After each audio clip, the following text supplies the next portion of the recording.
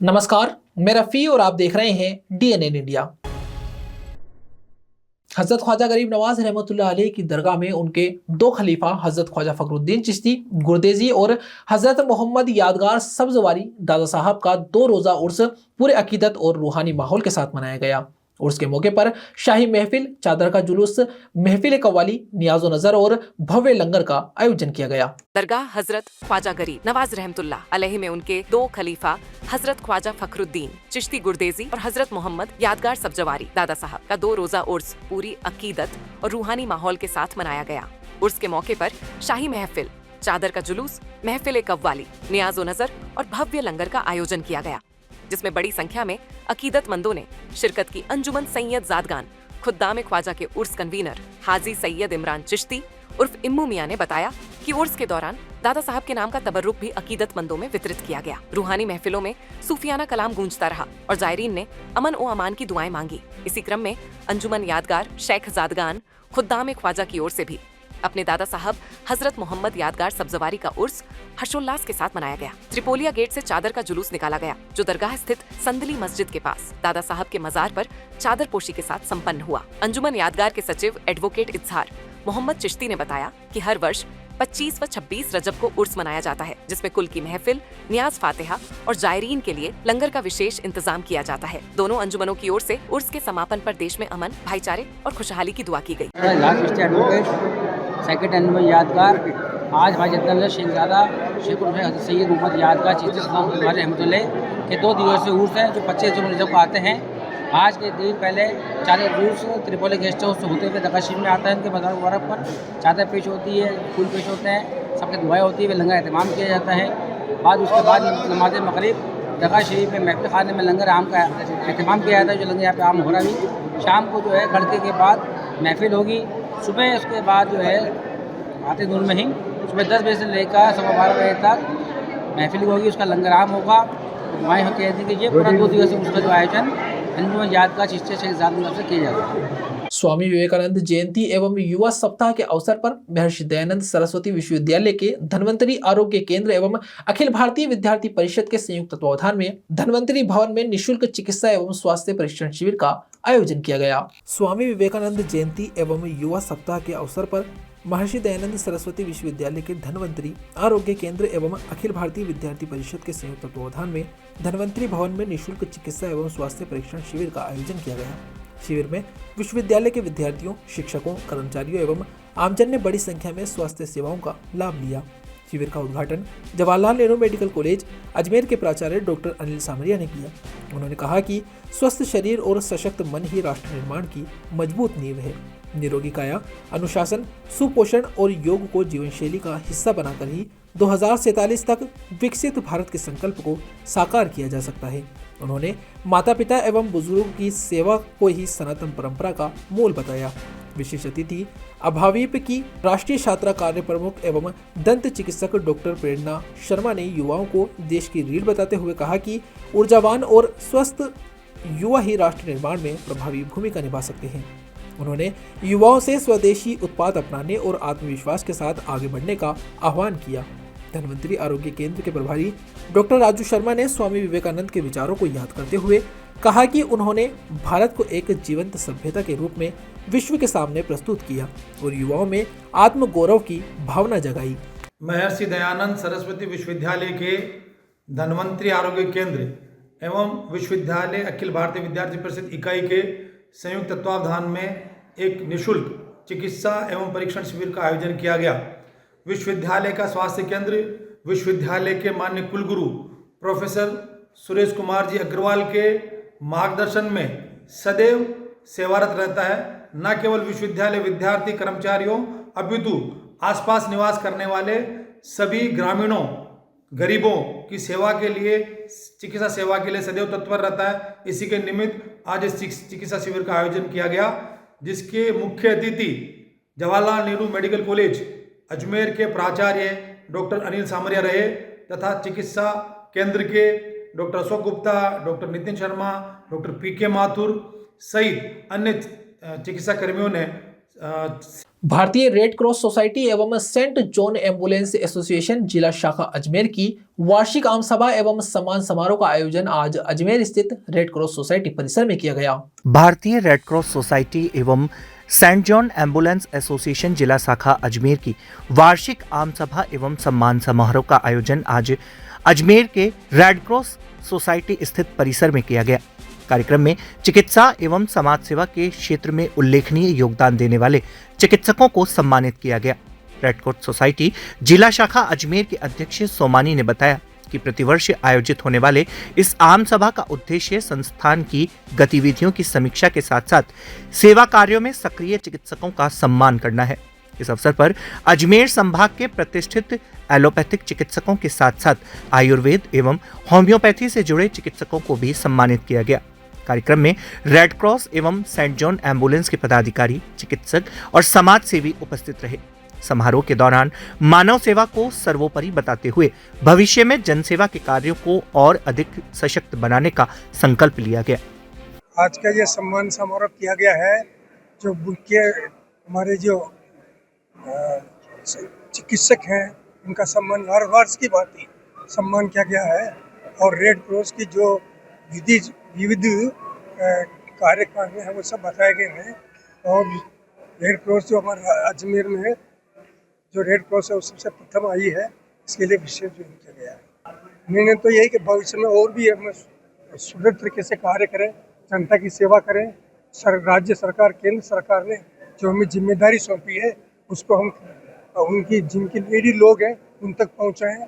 ये red cross पर विश्वास है राज्य सरकार, केंद्र सरकार को, इसलिए गरीबों में जो भी सामग्री वितरण की जाती है वो रेड क्रॉस को दी जाती है और हमारे माध्यम से ही सबके पहुंचाई जाती है। रेड क्रॉस सोसाइटी और सेंट जॉन्स एम्बुलेंस सोसाइटी की ओर से आज चिकित्सकों का सम्मान किया गया, जिसमें हमारे अजमेर शहर की, अजमेर जिले के जो चिकित्सक गण हैं, जिनमें मानव सेवा और साथ में इलाज और उनकी जो सेवा भावना को देखते हुए रेड क्रॉस सोसाइटी उन्होंने पहचाना और उन्हें सम्मानित किया, जिनमें doctor Ranjan Roy sir, doctor Sanjeev Maheshwari ji और हमारे आयुर्वेदाचार्य और होम्योपैथी के और एक यूएसए के दानवीर डॉक्टर सोमानी को सम्मानित किया गया।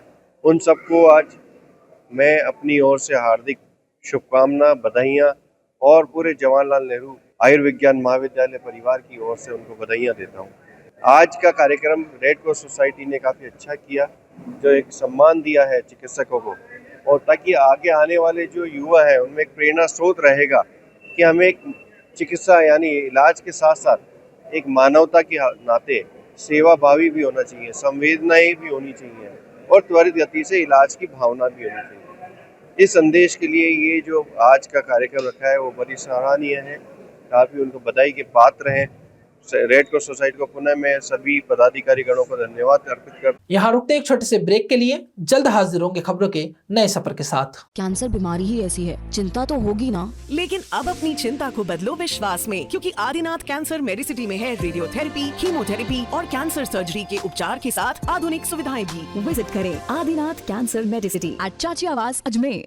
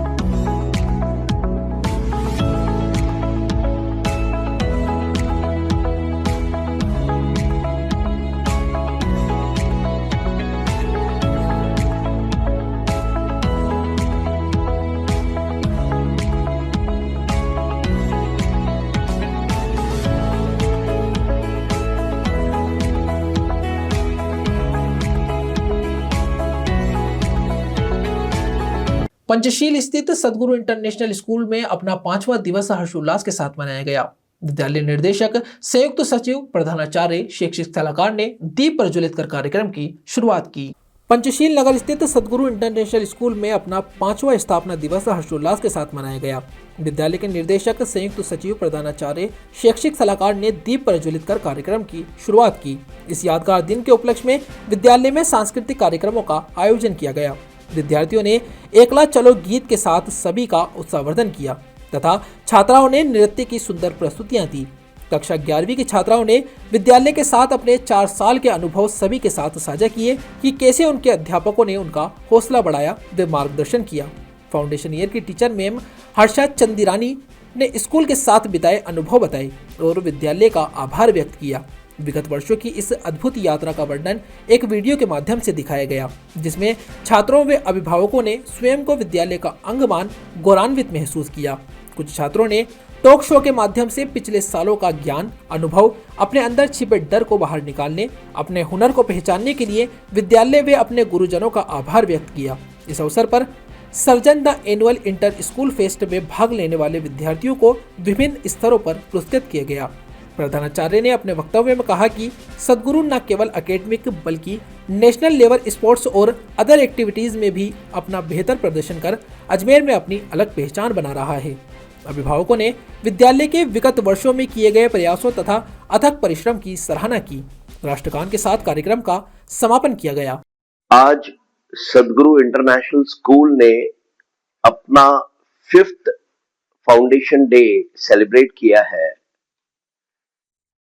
After completion of 4 years, glorious successful years, इतनी खुशी, इतना सेटिस्फैक्शन, इतना सुकून के पल मिल रहे हैं। As director of the school, management ने जो सपना देखा था, एक गैप था अजमेर में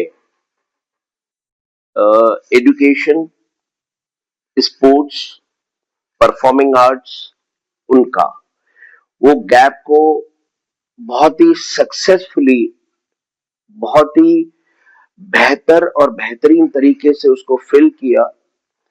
एंड जो ग्लोबल रिक्वायरमेंट है आज बच्चों की, मुझे लगता है हमसे पहले जो ग्लोबल रिक्वायरमेंट थी वो कहीं लैगिंग था अजमेर में, जो मुझे लगता है बच्चे अब न सिर्फ अजमेर की धरोहर है, वो राजस्थान, इंडिया और अब्रॉड की धरोहर है। आज हर बच्चा ग्लोबली फाइट करना पड़ेगा, स्ट्रांग बनना पड़ेगा, उस हिसाब से उसको तैयारी करनी पड़ेगी। वो जो प्रिपरेशंस थी, वो सारे एक्टिविटीज, ओवरऑल डेवलपमेंट का जो फॉर्मूला और कॉम्बो सदगुरु इंटरनेशनल स्कूल ने प्रोवाइड किया है, उसका सक्सेसफुल इवेंट आज मैं, जेएस मैम भूमिका थारवानी, प्रिंसिपल दत्ता सर, पूरी टीम, कोऑर्डिनेटर्स के बीच में मैं देख के आया।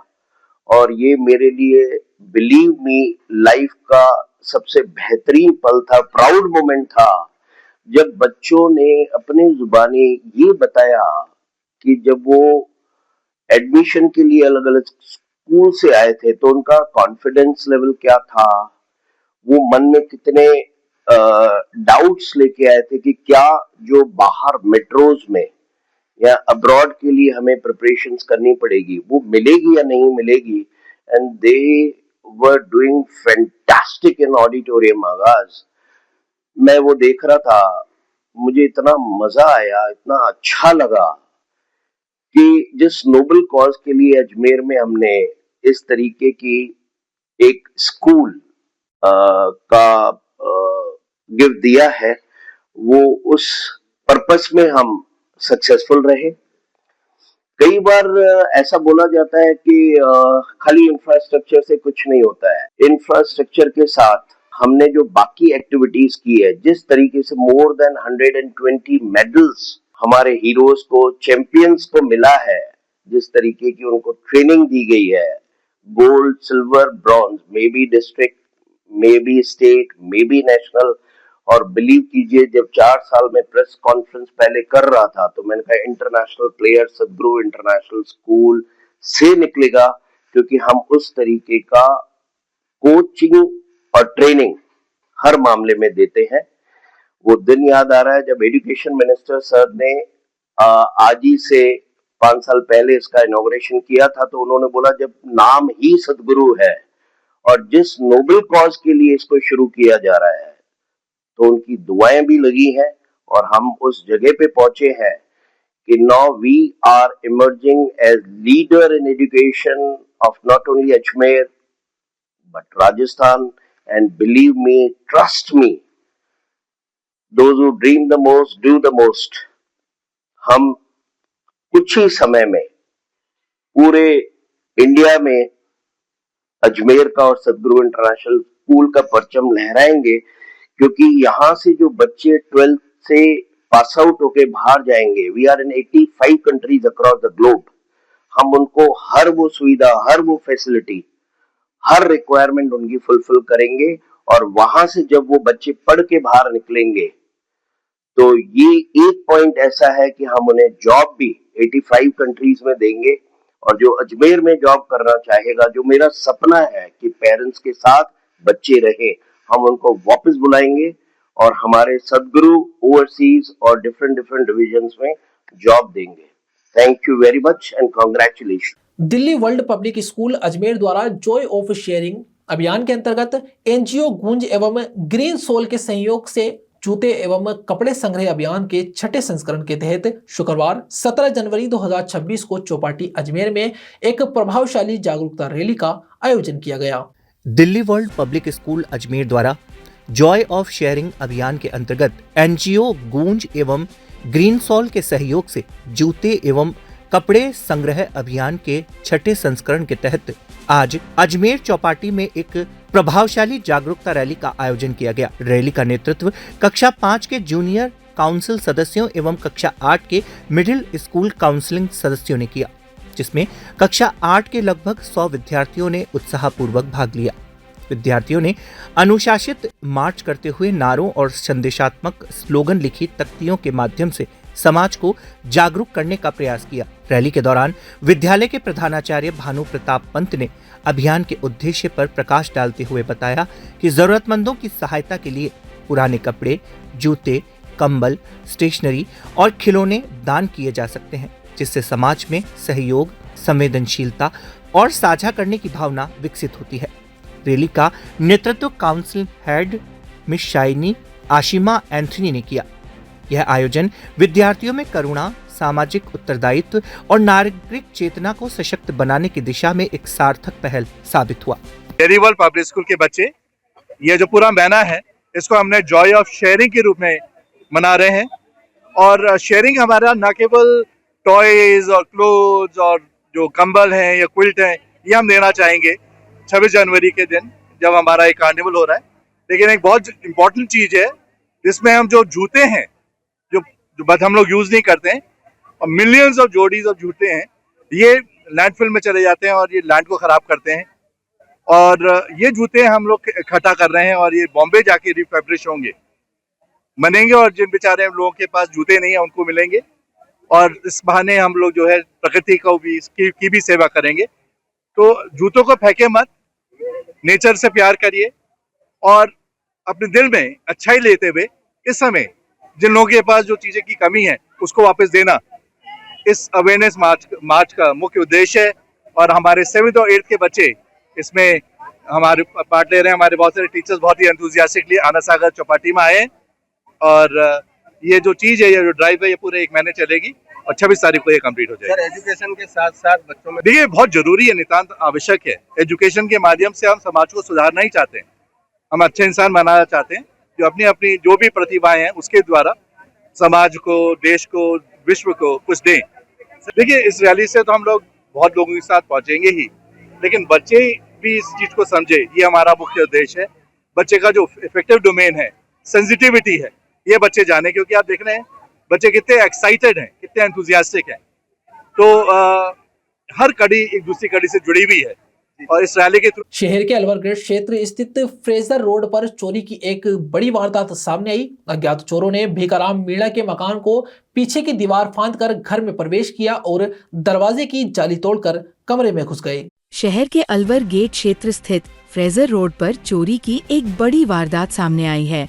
अज्ञात चोरों ने भीखाराम मीना के मकान की पीछे की दीवार फांदकर घर में प्रवेश किया और दरवाजे की जाली तोड़कर कमरे में घुस गए। चोरों ने कमरे में रखी अलमारी को खोला, जिसमें चाबी मिल जाने पर वे अलमारी में रखी हजारों रुपए की नकदी तथा सोने चांदी के जेवरात लेकर फरार हो गए। घटना के बाद परिवार में हड़कंप मच गया।